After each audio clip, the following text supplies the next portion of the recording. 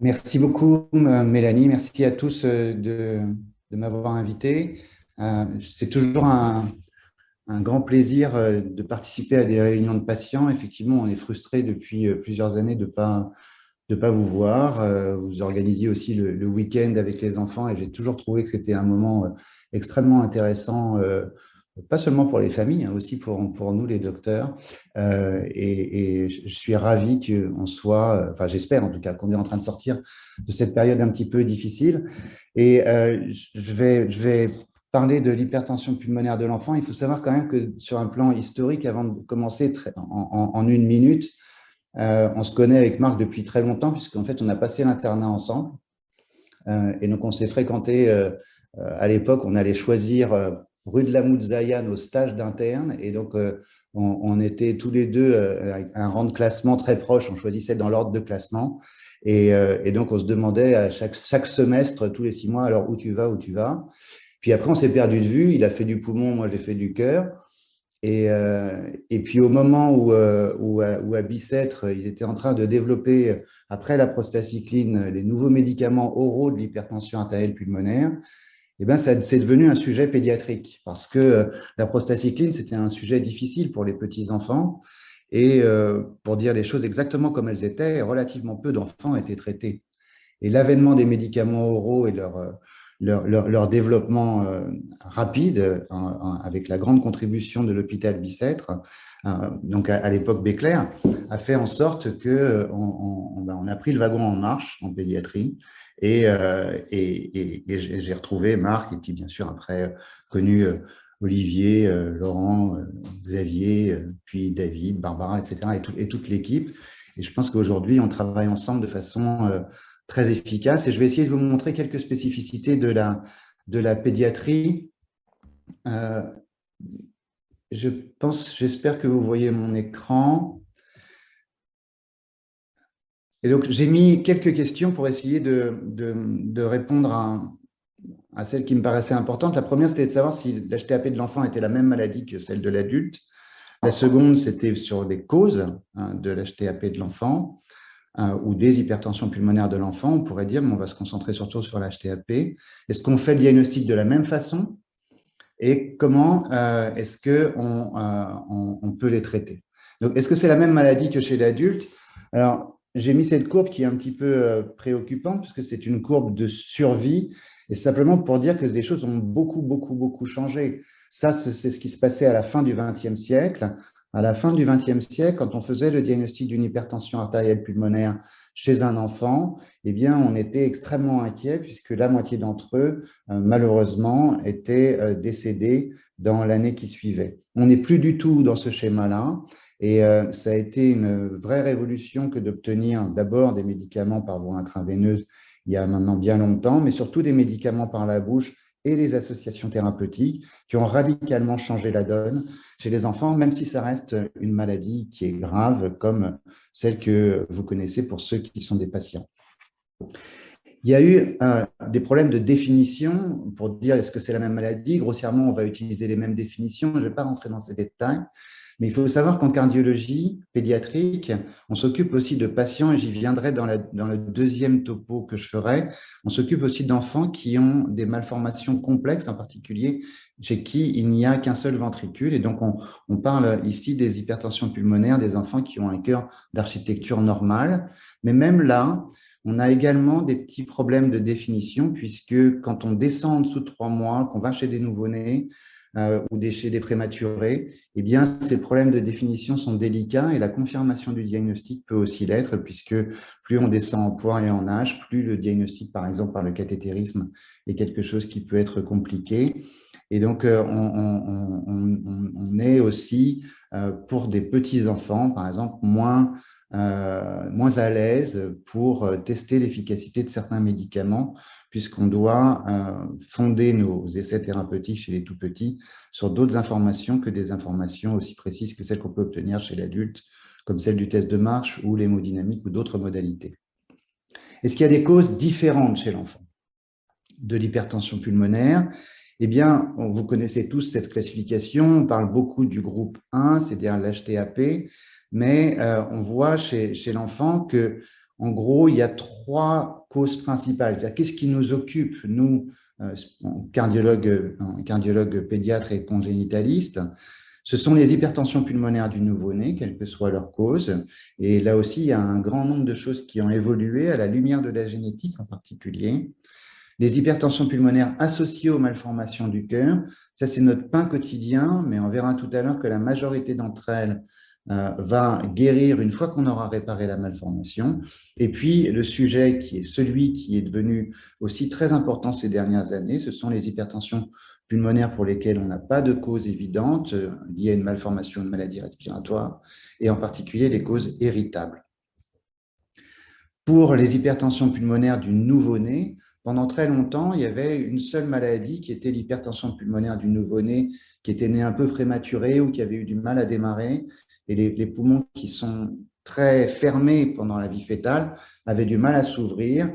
Et on disait, bon, il suffit d'attendre. L'arrivée du monoxyde d'azote qu'on faisait respirer aux enfants a sauvé la vie de beaucoup d'entre eux. C'est une maladie totalement réversible, mais un exemple très intéressant de physiologie du poumon et en particulier de réversibilité. Mais aujourd'hui, on a pu, et c'est ce que je vous disais, grâce à la génétique, identifier chez ces enfants qui n'évoluaient pas comme d'habitude, c'est-à-dire pas vers une guérison très rapide avec des interventions simples, des causes génétiques. Et ça a mis le doigt sur l'idée qu'un certain nombre d'hypertensions artérielles pulmonaires, parfois révélées à l'âge adulte, ont une cause, on va dire, développementale, c'est-à-dire commencent très précocement, peut-être au moment du développement du poumon, peut-être au moment de son adaptation à la vie aérienne, et que les frontières qui ont été établies dans les classifications des malformations, des hypertensions pulmonaires, deviennent un petit peu plus floues, puisqu'il y a un mélange entre les anomalies de développement du poumon et certaines hypertensions artérielles pulmonaires, et aussi des anomalies de développement du cœur avec certains gènes, comme un gène qui s'appelle SOX17, et les hypertensions artérielles pulmonaires. Donc des frontières un petit peu plus floues qui nous permettent aussi de mieux comprendre certaines maladies, de mieux les diagnostiquer, et on espère plus tard, comme le disait Marc tout à l'heure, de cibler des traitements. Et donc aujourd'hui, par exemple, on sait que les nouveau-nés qui ont une hypertension artérielle pulmonaire qui n'évolue pas exactement comme il faut, eh bien, et éventuellement qui ont des malformations des membres, c'est pour ça que j'ai mis ces photos, qui sont parfois subtiles, eh bien, il faut aller vers un diagnostic génétique, ce que nous ne faisions pas il y a encore très peu de temps.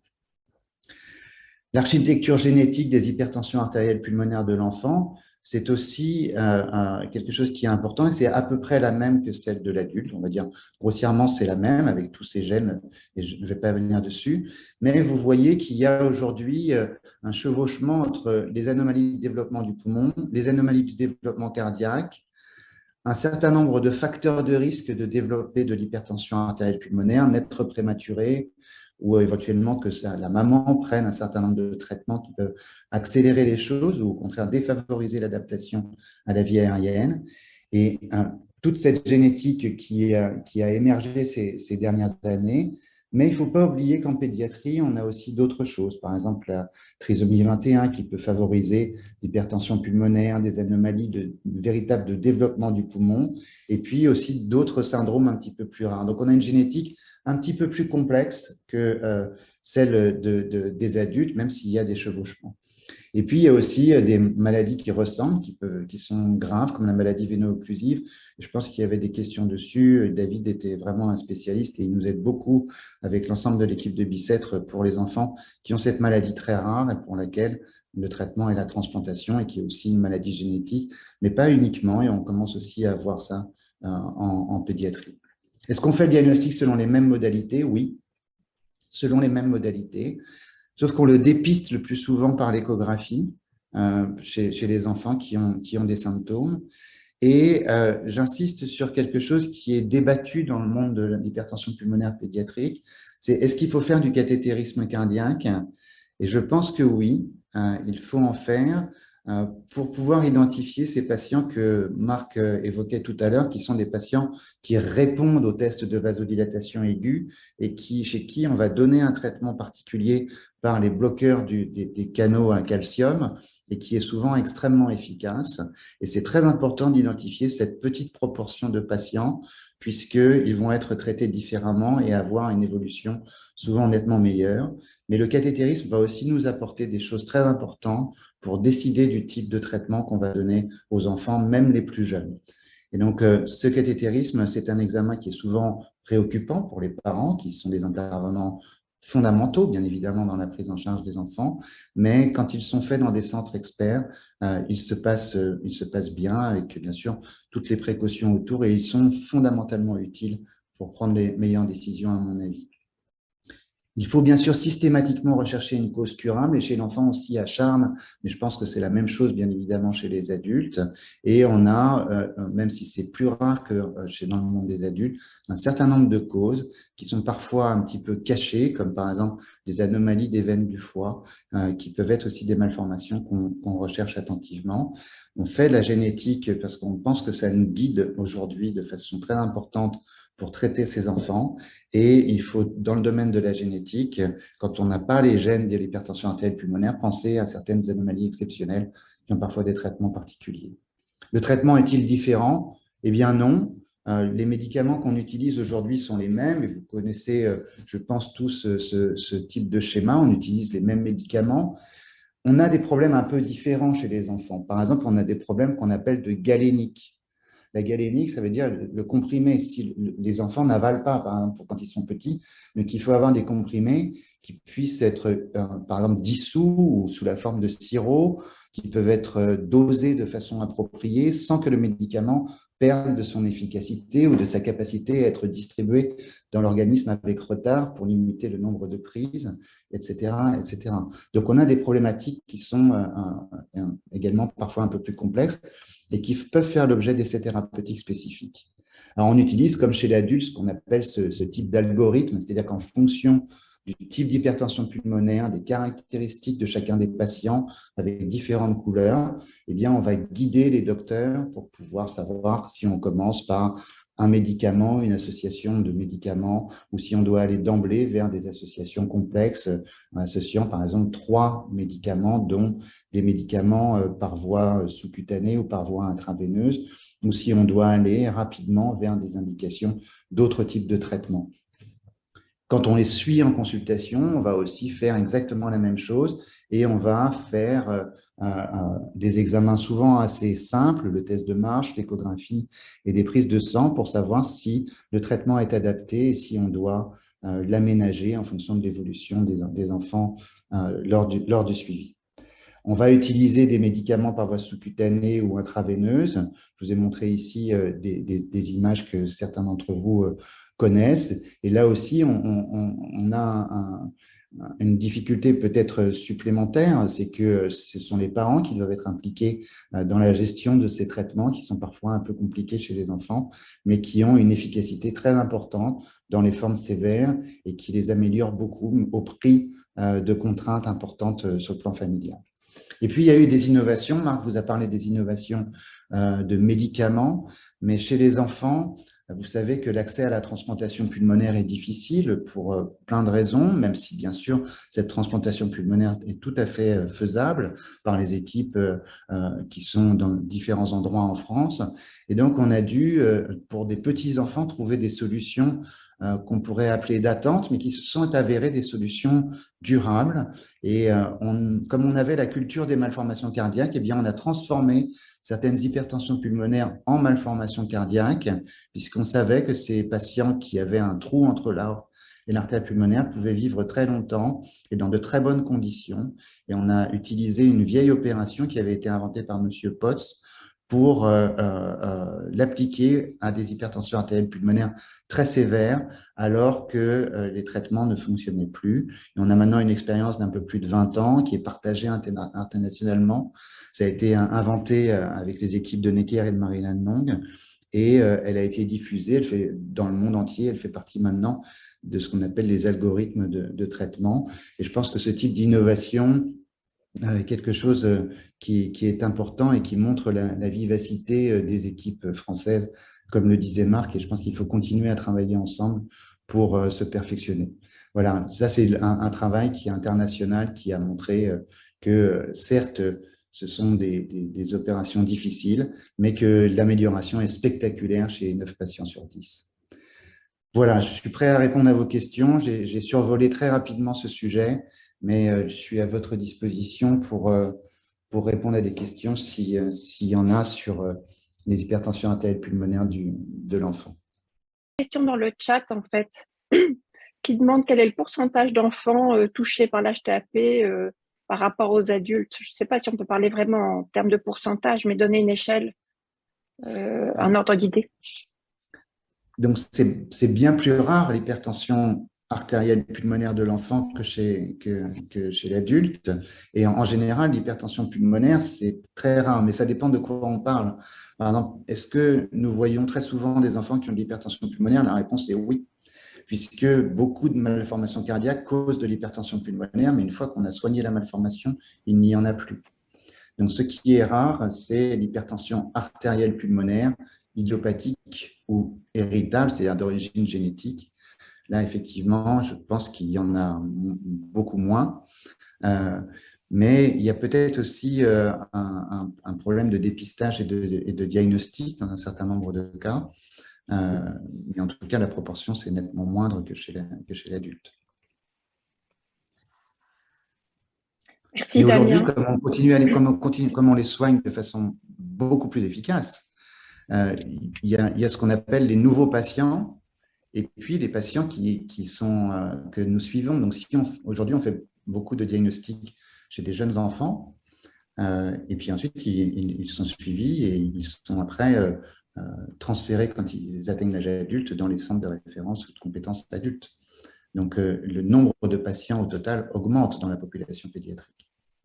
Merci. Il y avait une question qui est arrivée en amont aussi. Est-ce que les autres patients, est-ce que les enfants qui ont une HTAP parviennent à une vie scolaire ou professionnelle normale? Ou bien est-ce que ça passe nécessairement par une reconnaissance d'enfants handicapés, les deux n'étant pas incompatibles d'ailleurs? Non, exactement. Donc, l'objectif, c'est bien évidemment que les enfants mènent la vie la plus normale possible, et pas seulement les enfants, mais aussi leur famille. Donc, qu'ils puissent aller à l'école, avoir des projets, les projets les meilleurs pour eux et les meilleurs et ceux dont ils ont envie, en sachant que bien évidemment, on doit faire un certain nombre d'adaptations. Des adaptations qui passent par l'information de leur environnement, en particulier leur environnement familial et scolaire, sur un certain nombre de précautions qui peuvent être prises. Donc, on va faire dans ce cas-là ce qu'on appelle les plans d'accueil individualisés. On peut aménager aussi pour les plus grands le temps d'examen.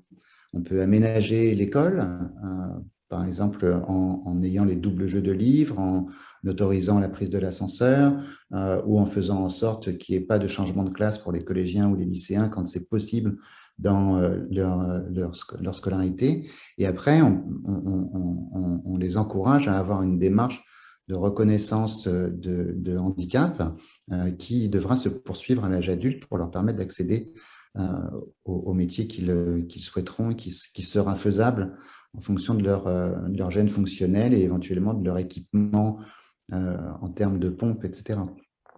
Mais l'objectif, c'est bien sûr de mener la vie la plus normale possible. J'en profite aussi pour répondre à la question du sotatercept, puisque Marc m'avait laissé la parole. Donc, il y a un essai thérapeutique qui est en train d'être construit, mais qui avance aujourd'hui très vite. Et pour le programme de mise en place, je pense que pour nous, il est la semaine prochaine. Donc, ça va aller vite. Après, ça peut aller plus lentement une fois que les centres sont ouverts. On espère qu'avec les critères qui ont été choisis pour pouvoir inclure les enfants en donnant le traitement en plus de leur traitement de base et en faisant ce qu'on appelle un essai ouvert chez l'enfant, c'est-à-dire qu'il n'y aura pas de placebo, on pourra inclure rapidement dans le monde les enfants qui seront utiles pour essayer de montrer l'efficacité de ce traitement chez eux. Et après, Marc l'a expliqué, il y a une démarche qui peut être un petit peu plus longue, qui est celle de l'autorisation de mise sur le marché au niveau européen, américain et ensuite national, et puis ensuite une démarche de prix. Mais en pédiatrie, à partir du moment où le médicament a été disponible, et que bien sûr, on a toutes les informations utiles de sécurité. Et si on a des informations positives d'efficacité, on peut se permettre de prescrire, en tout cas dans les centres qui sont les centres de compétences de l'hypertension pulmonaire pour l'enfant. Donc, j'espère qu'on pourra aller vite, mais on doit impérativement passer par ces essais thérapeutiques dans lesquels, comme le disait Marc, les enfants sont très protégés, probablement plus que dans les prescriptions que je pourrais mettre entre guillemets de sauvage. Et donc, ils sont plus sécurisés et surtout, ils nous donnent une information cruciale à partager sur la sécurité d'emploi de ce type de produit en fonction de l'âge. Et la diffusion de l'information se fait aussi dans les réseaux, comme ça a été dit pour les adultes. Il y avait une question sur sport et enfants avec HTAP, ou plutôt le contraire. Qu'est-ce que tu en penses? Donc, sport et enfants avec de l'hypertension pulmonaire. Alors, nous, on est un service un petit peu permissif. Il y a que quand les enfants veulent faire du sport, on va leur faire des tests d'effort. On va bien sûr faire le test de marche de façon assez habituelle parce que c'est l'examen le plus simple à faire. Mais on fait des tests d'effort et bien évidemment, on va encourager certains sports non endurants ou certains sports, enfin, s'ils ont par exemple des pompes, on va encourager des sports où il y a peu de contact, où on évite les chutes. Par exemple, on ne va pas faire du cheval si on a une pompe sous-cutanée. Mais en tout cas, on va l'autoriser. On ne l'interdit surtout pas et on recommande l'activité physique chez tous les enfants qui ont de l'HTAP. Comme chez l'adulte. Et pour les voyages en avion, on me pose la question sur les voyages en avion. Alors nous, sur les adultes, on est très permissif, mais pour les enfants, j'imagine que ce n'est pas très différent. Nous aussi, pour les voyages, en tout cas, on est très permissif. On fait un petit peu attention. Je ne sais pas comment vous faites exactement chez l'adulte, mais il y a certains types de vols qui sont pressurisés un petit peu plus haut, donc on fait un peu attention à ça. Donc on dit de prendre plutôt des vols réguliers que des low cost pour les longs trajets. Ce n'est pas vrai pour les trajets courts, par exemple sur le territoire français ou pour aller au Maghreb ou des choses comme ça. Et pour les voyages, on dit surtout aux parents de faire très très attention à avoir les stocks de médicaments quand ils voyagent pour éviter, en particulier quand ils ont des formes galéniques pédiatriques et qu'ils doivent aller chercher les médicaments à l'hôpital parce que l'hôpital local n'aura peut-être pas le médicament en stock s'il l'égare pendant leur voyage. Donc, c'est ce type de précaution qu'on donne systématiquement. Juste pour info, un avion, c'est comme si on était à peu près à 2000 mètres d'altitude, à peu près. Donc, ça dépend effectivement, comme dit Damien, ça dépend des avions. Les low cost, c'est plus parce que ils consomment moins comme ça. Parce qu'en fait, pour pressuriser un avion, ça consomme beaucoup d'énergie, en fait. Donc, en même temps, les pressuriser au niveau de la mer, ça ne serait pas possible parce que ça consommerait beaucoup, beaucoup trop de carburant. Donc, c'est à peu près 2000 mètres. Voilà. Donc, 2000 mètres, on a une petite baisse de l'oxygène dans le sang, mais pas beaucoup, beaucoup. Alors, pour les gens qui ont peu de baisse d'oxygène dans le sang, ce n'est pas gênant. Pour ceux qui sont déjà sous oxygène avec des forts débits, ça peut être plus embêtant. Voilà. Et puis, dernière question, peut-être avant de passer à la suite. Il y avait alors, le Remodulin sous-cutané, vous l'utilisez beaucoup en pédiatrie. C'est quand même un médicament compliqué, même si c'est peut-être un peu plus simple que la forme intraveineuse. Et la question que se posent souvent les gens, c'est est-ce qu'on peut le remplacer par un médicament oral? Moi, ça, j'ai une petite idée, mais je vais quand même te demander d'abord ton avis. Alors, remplacer, non. La question, c'est est-ce que entre avoir une bithérapie avec les médicaments habituels et qui sont déjà un peu anciens et l'indication d'un passage par voie sous-cutanée ou intraveineuse, il pourra y avoir un intermédiaire avec un autre médicament oral qui est déjà utilisé chez l'adulte. La réponse est peut-être. Il y a 2 essais thérapeutiques en cours avec ce médicament, comme on a cité un nom de médicament, je vais dire, ça s'appelle Selexipag. Donc, il y a 2 essais, un essai pour savoir si la dose est bonne et un essai pour savoir si c'est efficace. On a eu fait le changement de Remodulin pour ce médicament par voie orale, en ayant toujours peut-être une amélioration de la qualité de vie parce qu'on n'a plus la pompe, mais une détérioration des chiffres d'hypertension pulmonaire. Donc aujourd'hui, on ne le recommande pas et on essaye de faire en sorte que le traitement soit mieux toléré si on a des effets secondaires locaux, mais on est quand même très circonspect sur ce type de marche arrière, même si elle améliore certains aspects de la vie quotidienne.